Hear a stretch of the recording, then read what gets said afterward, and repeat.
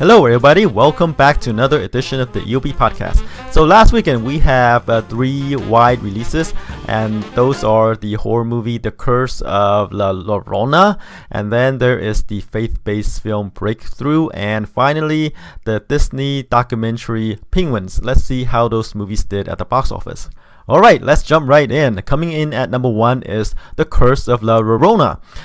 This is a horror movie that's produced by James Wan, and it's not directed by him. It's actually directed by Michael Claves, I believe. He directed the Billie Eilish short music video, and he's set to direct The Conjuring 3. So The Curse of La Llorona is sort of a warm-up for him for the mainline Conjuring movie. And surprisingly, it did about where I had the movie. I said the movie would do. I said the movie would open to 25 million, and it opened to 26.5 million. So it is about right there for this horror movie. And as I said, that anything that James Wan seems to touch, especially in the horror movies or producers, usually do pretty well. And since this is not sort of in the mainline Conjuring or in one of these mainline stories that he has, this is sort of a offshoot or spin-off or whatever, or it could be its own thing. I'm not sure. I haven't seen the movie. It's doing actually pretty well for a horror movie, and typically if it is reviewed well, which it is not, normally his horror movies are produced or usually carry on well week after week, and we'll see about that. And speaking of reviews, this movie is not that well reviewed. It's only 33% on the tomato meter, so which is kind of a rarity there, right? And then a B- cinema score, so which is kind of average grade for a movie. So The Curse of La Llorona, it opened well. The challenge for it right now, is can it carry through the second weekend and the third weekend? Will it experience a huge drop-off like typical horror movies do, right? Because it is a James Wan produced movie, and we have higher standard than that because of his previous movies that he produced usually carry on over pretty well. So The Curse of La Llorona opened well. Could be James Wan's brand, right? But we will see if the word of mouth is there for this movie, it carried through subsequent weekends. All right, number 2 is Shazam. It pulled in 17.3 million in its third weekend, drop off about 29%, which is a low drop off, by the way, on Easter weekend. And domestic gross is 121 million, and let's see, worldwide it is at 322 million, with 201 million of that from overseas. So it's doing okay for a DC movie that's based on a character that's not that well known. So yeah, I think we should expect a sequel to Shazam coming up. Alright, number 3 is the faith-based movie Breakthrough, supposedly based on a true story about a teenager who fell into, freezing lake, who then, for all intents and purposes dead, medically dead, right? Doesn't have a pulse, breathing, etc. for 15 minutes, and then he came back to life.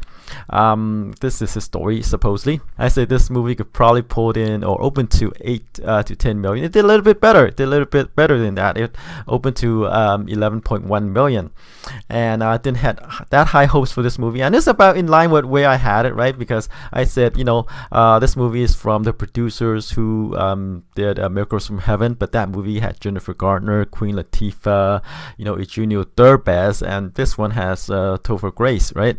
So bigger names in Miracles from Heaven, not so big names in Breakthrough, and the opening is within my expectations of 8 to 10 million. It's a little bit better. It performed a little bit better, and with these faith-based movies, sometimes they perform well beyond expectations, and sometimes not, because as I said previously, we don't know which movies the faithful will support, but they if they found a movie that they will support, usually become pretty successful. Alright, number 4 is Captain Marvel. It pulled in 9.1 million in its 7th weekend, still doing well. The domestic gross is 400 million, and let's see, worldwide it is 1 billion, still 1.1 billion, with 690 million of that from overseas. And within the Marvel Cinematic Universe, right, it is right now at number 7 in domestic gross, right, just below Black Panther, Avengers Infinity War, Marvel's Avengers, Age of Ultron, Iron Man 3, and Captain America Civil War. So there you go, and it's possible that it could overtake Captain America Civil War in the coming weeks. It's still going strong, by the way. So 8 million separating Captain Marvel and Civil War. It's very possible they could do it. As for worldwide, it's at number 7 as well. Alright, number 5 is Little. The movie about a body switching comedy with Regina Hall, Issa Rae, and Marseille Martin, I believe.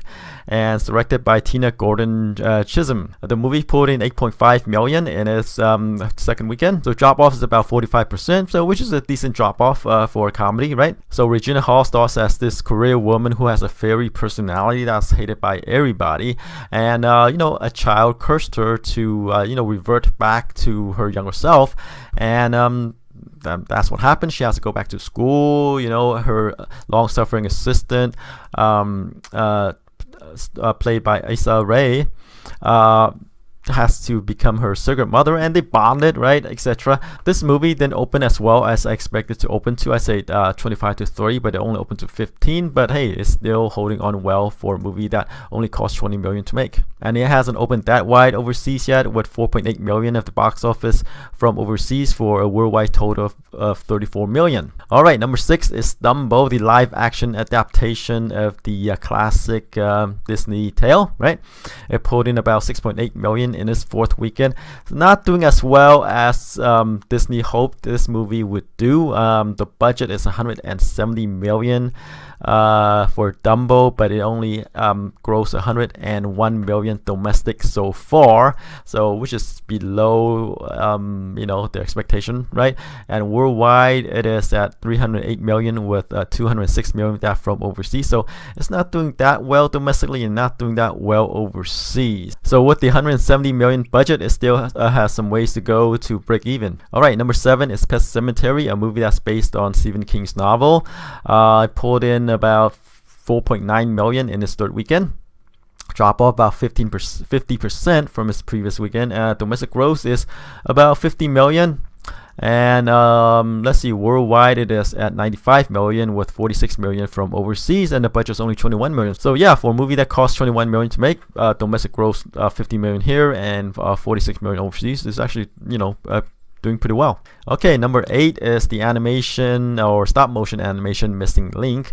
It pulled in 4.4 million in the second weekend, drop off about 27% from its opening weekend. Domestic gross is about 13 million. So this movie didn't open that well. Opened to about 5 million or so, right? I said this movie could probably open to about 10 million, and unfortunately it opened less than that. And the reason being is that, as I said, there's a cap on stop motion animation, a limit on how much they make. It could be the animation itself, right? Or it could be the British humor as well. This movie is by Leica Studios, British outfit. So it's not the reviews. Reviews is actually pretty good, 89% on the tomato meter, a B+ cinema score. So for it to gross even worse than the previous stop motion animation, I mean, I'm not sure if you can take anything from this movie. This movie, is kind of a disappointment in terms of box office performance. Usually Leica Studios movies usually open in the 10 million range or so, and went on to make cap out at around 60 million. But this one, it looks like it's not gonna get there. Maybe it's the stop motion animation itself, and people have seen better from all the other computer generated animations studios, right? It could be that stop motion animation just doesn't hold that much of an interest to the audience. But we'll see. We couldn't take anything away from this point, but we know that previous stop motion animation from Leica Studios did better. But this one is just a miss. Alright, number 9 is Us, the latest horror movie from Jordan Peele. It pulled in 4.3 million in its 5th weekend, drop off of about 37% from the previous weekend, and domestic gross is 170 million, so it's doing very well domestically on this side of the pond.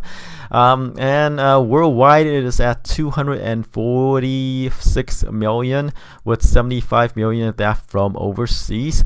Budget's 20 million, so another successful horror movie from Jordan Peele, and he deservedly earned this reputation as the new master of horror, right? After 2 movies, it's just like M. Night Shyamalan before. People are going to look forward to his movies, and he's bringing something new, a new take, a new spin on the genre. All right, closing out the top 10 is Hellboy. It pulled in about 3.9 million in its 2nd weekend, drop off of about 68%, so huge disappointment there, huge drop off.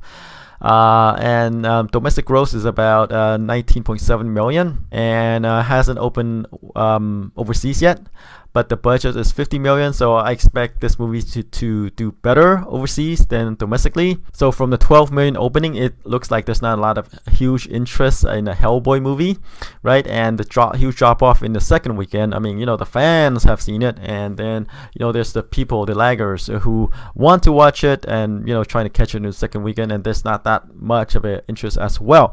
So I think for now that is gonna be it for Hellboy.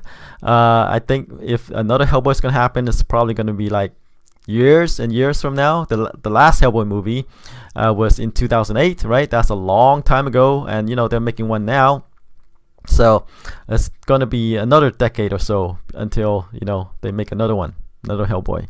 Because as I said, from this latest Hellboy movie just proves that there's not that big of an interest for a Hellboy movie, at least domestically. It hasn't opened overseas yet, so we'll see if it's going to be ignored by the audience overseas as well. Alright, so that's it for the top 10 opening movies. Let's move on to the new releases. So we only have 1 wide releases this weekend, and that is Avengers Endgame. It's the latest, I think it's the Avengers number 4, the 4th Avengers movie, and it's the continuation of the previous movie, Infinity War. This one's Endgame, in the previous movie where Thanos and his, gauntlet just crushes every superhero there is in the MCU universe. Well, not everybody, but so to speak, he bulldozes everybody that came at him.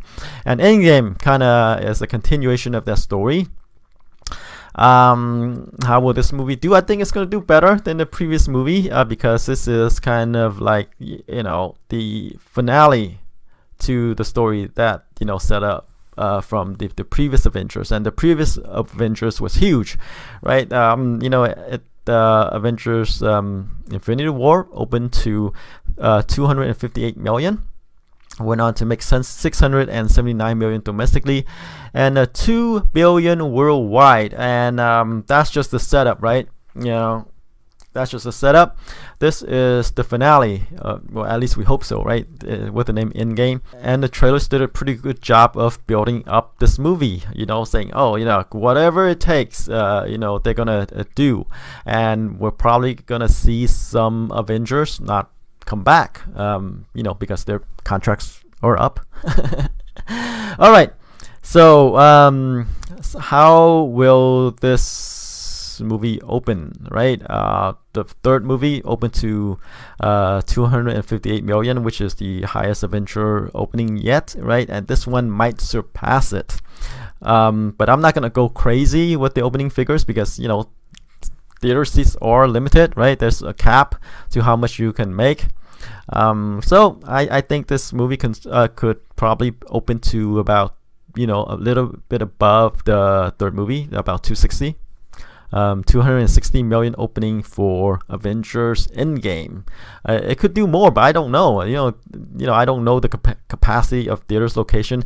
You don't know if they're gonna mix in Wednesday sneak previews. You're not gonna mix in Thursday, previews, what have you. There's a lot of calculations involved where they can have sell seats and calculate it into the Friday, Saturday, Sunday openings. So there you go, 260 million for the Avengers Endgame. Alright, so that's it for this week. Tune in next week to see how I did. Until then, take care. Bye bye.